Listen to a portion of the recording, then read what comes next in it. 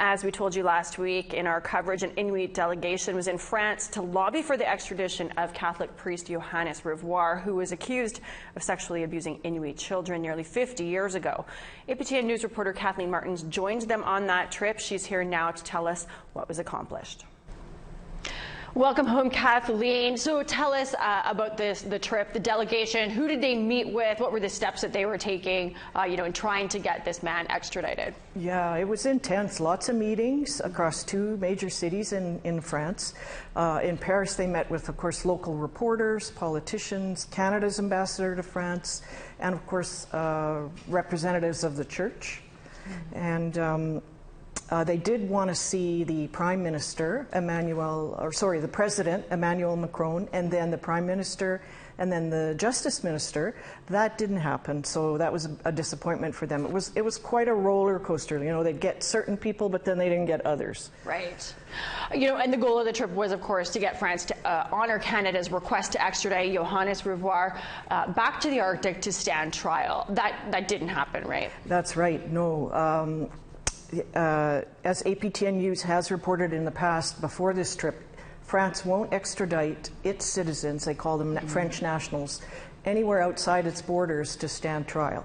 So they were told, after they came out of the meeting with the Justice Minister, on their faces, the delegates looked really down, really devastated, and only two of them came forward to speak to us. We weren't allowed into the meeting to hear it for ourselves, but they were told, listen, he's French and he's 91. We're not sending him anywhere.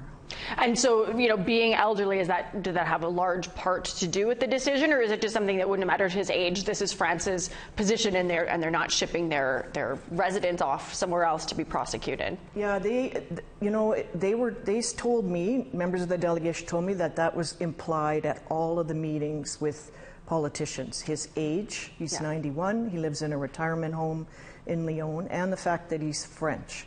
To which they said, they would say back to them, listen, France just prosecuted a Nazi war criminal in his 90s and convicted him, and he's going to serve time. So why the difference here? They didn't get a clear answer on that.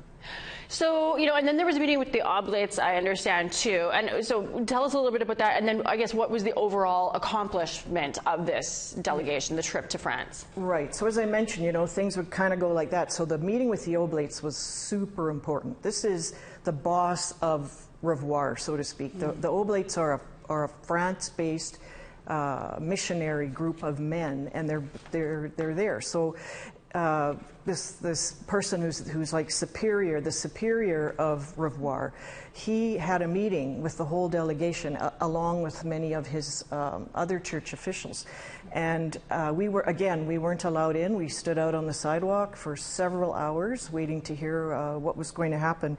But in that meeting, Rivoire was there unexpectedly, and the delegation said they were shocked by that. They were pleased but shocked.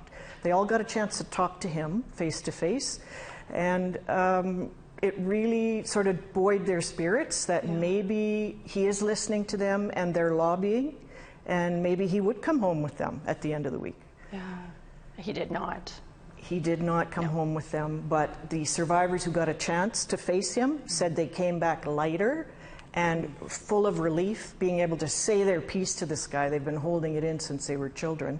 And I quickly want to add that the priest denies that he sexually abused any children. And of course, none of the charges have been laid or tested in court. Right. Well, Kathleen, thanks. You and Brittany Gio did some incredible work while you were there. We appreciate you taking the time to come and debrief us here for our APTN National News audience. You are most welcome, Melissa.